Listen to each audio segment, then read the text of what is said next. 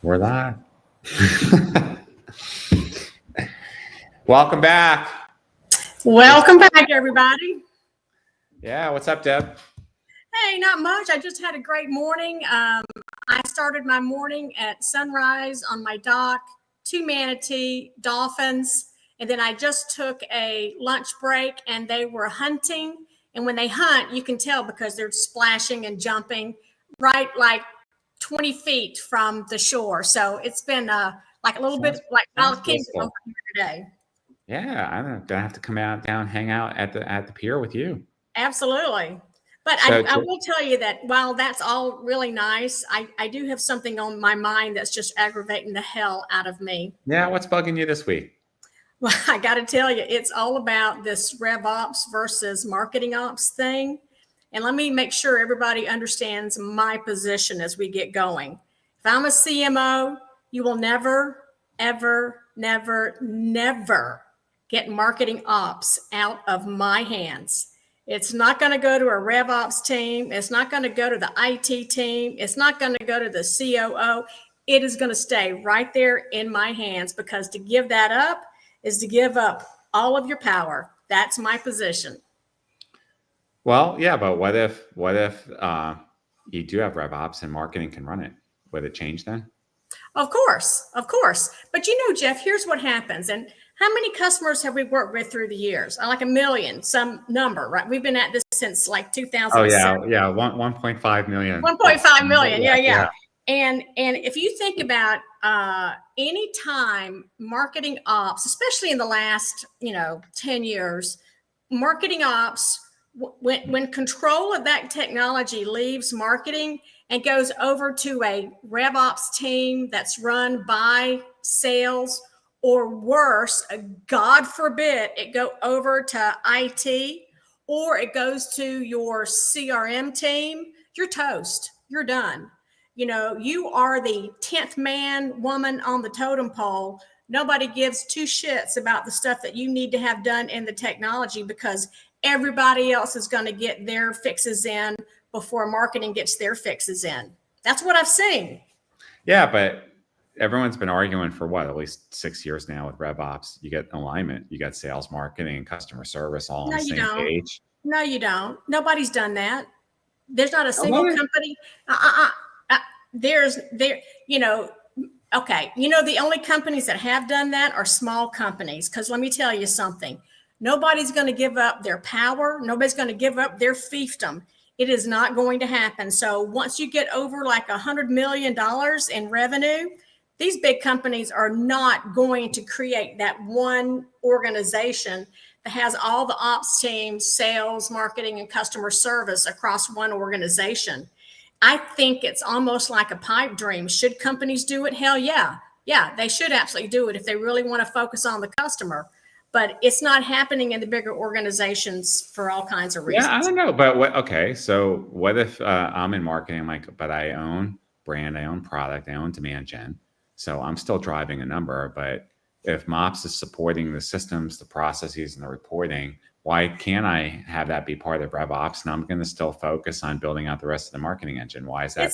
It's just what I told you. It depends on who owns RevOps, right?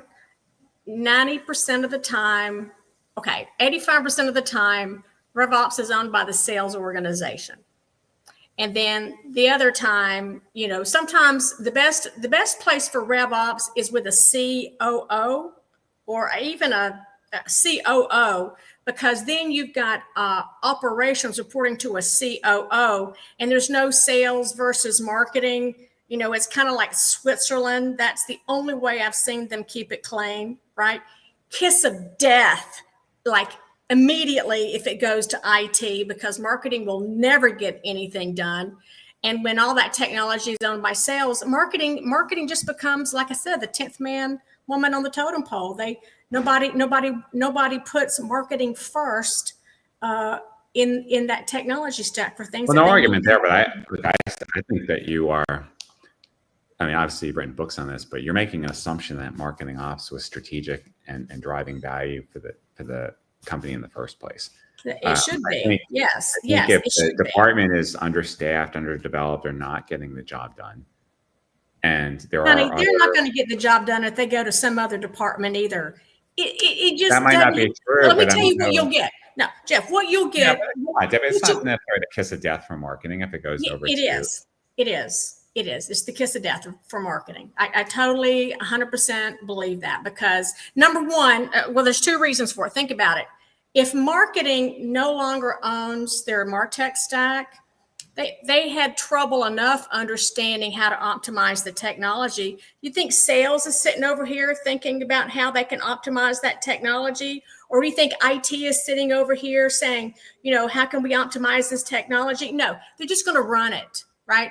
They're going to implement it and they're going to run it. That's all they're going to do, right? So marketing is even further removed from the place where they can understand the value of technology and helping them drive a number or make a business impact. So now you're twice removed from it, right? So I have never seen that work. I just haven't seen it work. Again, I mean, and I feel you, but I still think though, a marketing leader has to understand the value and the role of marketing ops in the first place, right? So if they already weren't getting good return from their tech, they already weren't running a good business, and MOPS wasn't. It just makes it worse. Yeah. You take that, and now you have no chance at understanding and optimizing the technology. At least you had a chance when you owned it, right?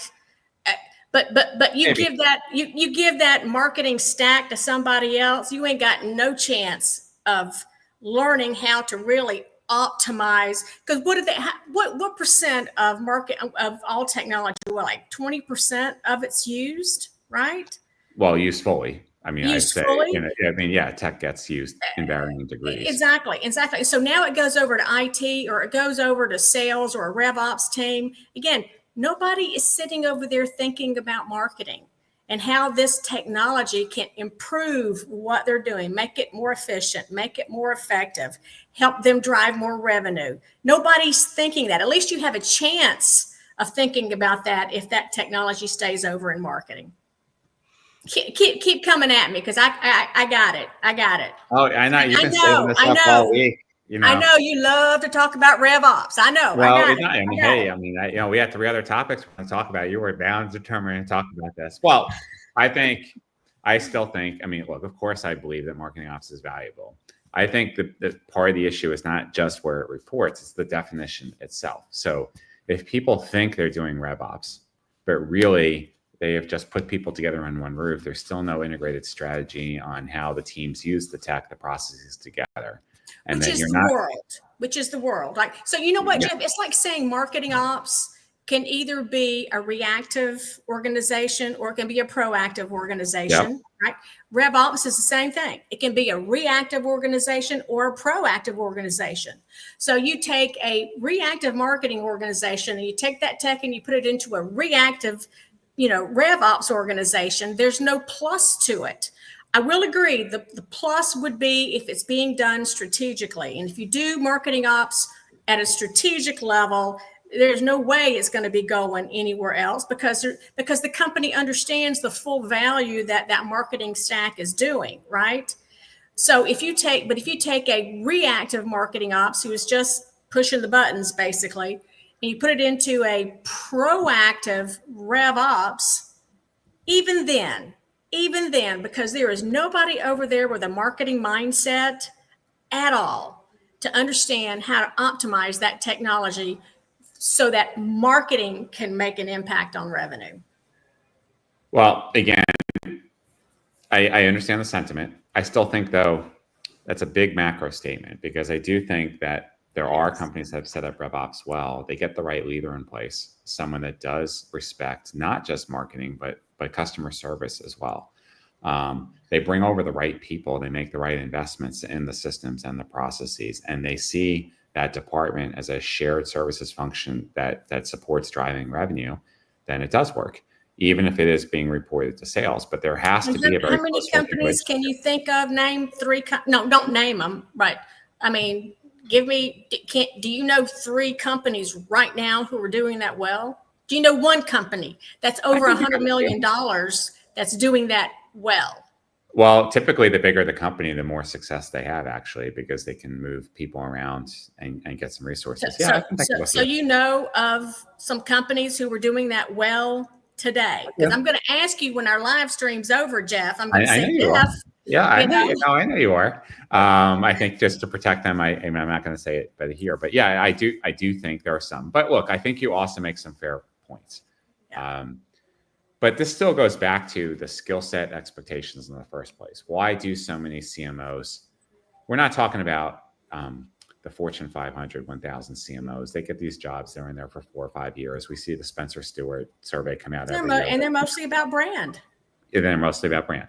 But Yep. you start getting down into the broader enterprise market, and most particularly, you go into mid-market and SMB. That is not the case. CMOs are having an average job span of about 18 months. Why? Well, the expectations are brutal. They are expected to be revenue drivers as well as brand, as well as everything else. And they can't move fast enough and get a But in the rate. majority of those companies, the expectations are much higher for revenue or business impact than they are for brand. Of course they are. Yeah. No argument there. Yeah. And yes, and if do you need a take away the critical. number one thing that's going to help them be successful and give that to somebody else who's not going to be thinking about it, you just set them up for further failure. Well, look, I think to the extent if you're ceding control over the very thing you're being held accountable for, regardless of what you call that thing that you're giving up control on, you're giving up power. And I think in that area, I It's agree. more than power. You're giving up. You're giving up a key aspect of creating the right mindset and skill set to become a revenue marketing organization, right?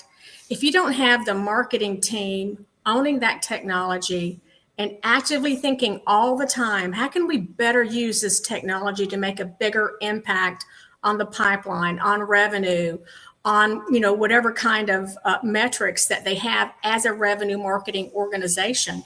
If you're not just giving up power, because then you can't get things done in your technology, but you're just also giving up that ability from marketing to connect technology and to revenue and use technology. Of course, technology is not the only answer to revenue, but we all know it's the main answer for revenue. It just is.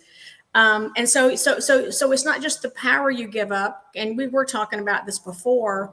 It's this knowledge base. It's this mindset, right? So I have worked with organizations where, for example, the martech stack was owned by IT, gas and har. I mean, to get anything done, it's a ticketing system, and it's just to get the most basic things done within your system. Well, again, I do agree. But look, on the IT side, definitely. But we have about a new client that we're ready to start on. They reached out. He worked with us before. He's over in RevOps.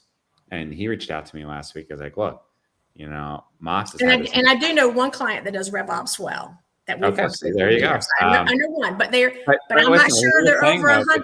But I think they're under 100 million in revenue, right? Look, it can be done. My only point was this. So the revenue ops guy that reached out to me. He's like, look, Mops has made a total mess of this thing. They've really overcomplicated the stack. They're not getting their job done. And we have a revenue number to hit. And it's easier for us to take control over this and fix it than it is to continue to work with them. So they can fix the technology, but what do they know about marketing? Right. Well, in this case, a lot, because this person came out of marketing. So that's different. That's different. That's my point, though. You're making an argument about where it reports, and I won't. I mean, absolutely, if it reports into IT, you're not going to see anybody that worked in marketing working in IT. However, I have seen CROs and RevOps leaders who bring in people that have that marketing background to work in the RevOps, and I think when you bring in the right people, then it can work. And sure, I won't disagree that marketing is giving up some control and power, but I don't think it means that RevOps won't be successful just because it's reporting into sales. Well, RevOps will be successful because they will minimize cost in marketing, but they won't help marketing drive more revenue. They might not help marketing drive more revenue, but they will drive more revenue. I mean, look, why do we see all these sales tools now, like SalesLoft and Outreach and all these in HighSpot? because sales got so frustrated and pissed off waiting for marketing. I agree with that. I agree with that. They're like, I fuck mean, it, we'll it just is, do it ourselves. and we've talked about this before. It's a failure of leadership in marketing, right? If you are not a proactive organization, if you are not using technology so that you can drive more business, find ways to drive more business and optimize the hell out of that technology. And I don't mean how many campaigns you get out the door, but I'm talking about within a revenue marketing vein, then, you deserve to have it snatched away from you. I can't disagree with that. And I think, over the last couple of years, that's one of the things that we have seen, because marketers who are not revenue marketers, who, they're just kind of still messing around, the leadership is tired of it. There's a big spend and technology, and what they see as the best way out of that is, at least let's minimize the cost. Let's get more efficient on how we handle that technology, so it goes over to somebody else, right?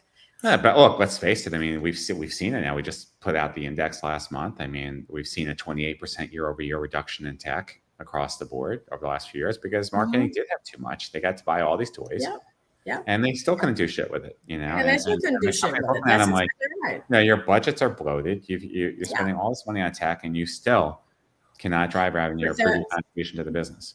But the fundamental issue is still, how do you take understanding of the key elements of marketing and marry that to technology? And then, oh, by the way, then you got people, process, data, all those other things that come along with it as well, right?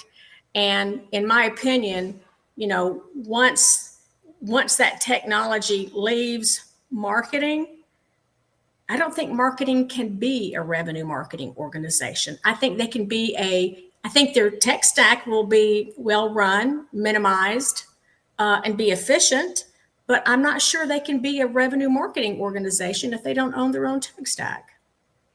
That is interesting. Now that is interesting, isn't it? Can the company overall gain efficiencies? Oh, I would assume that they could, absolutely. But that can also be done through a dialogue and through collaboration across the different groups, right? Does marketing need to own the tech, though, versus manage it, or at least the parts that they're responsible for? You can make an argument that whether it's IT or strategy or CFO, like if there's shared purchasing of tech to make better decisions for the enterprise, and then marketing becomes a better user of the tech, do they need to own it themselves outright or just manage it? I'm not sure, because I don't know what the difference is between, who signs the contract for it is one thing, but who's managing that stack day in and day out? I think they have to be managing it, right? Otherwise, because having... I think they have to manage it so that they can be most effective with what they're producing, but I don't think they need to own it. Right. Whether that's they don't have to own it, but they do have to. They got to have a marketing ops team to manage it. If you don't keep that focus on, it's hard enough for a marketing ops team to marry what do you know about marketing with technology. How the hell is a RevOps team going to do that when sales ops, IT? They're so much further away from understanding marketing and how that works. It is going to be, I think, a problem with this for a very long time. I don't think it's going to be solved. I think that from a customer standpoint, you and I have talked about this, we've written about this, we've done talks about it. A customer first organization, which there are damn few out there who are truly customer first, but customer first organizations will want to have that marketing ops in one organization so that they can fully orchestrate the entire customer journey through every part of their organization, because it just is not going to happen otherwise, right? It's just not. So, I see that. So, I think it's God bless the ones that make it happen. And again, I have one company in mind that I know that has a RevOps organization that actually has made it work. But I think for me, I'm coming out of this with, and I'd have to give this some more thought, even though I'm pretty sure I know my opinion. I don't think you can be a revenue marketing organization if you don't own and manage your own technology, or at least manage it and have a marketing. I think you're making a good point there. Yeah. And look, it only gets harder and more complicated over time. Not necessarily your raw argument, but as AI starts to shift and shape how companies even think about themselves, not just the tech, but how it changes how we work, how we're organized to do the work. Um, there could be a whole new organization that emerges from this that we haven't even thought of yet, just as organizations are shifting how they engage with their customers. So it's a good debate, Deb. It So could be. I know. I told Jeff earlier, because we were going to talk about something else today.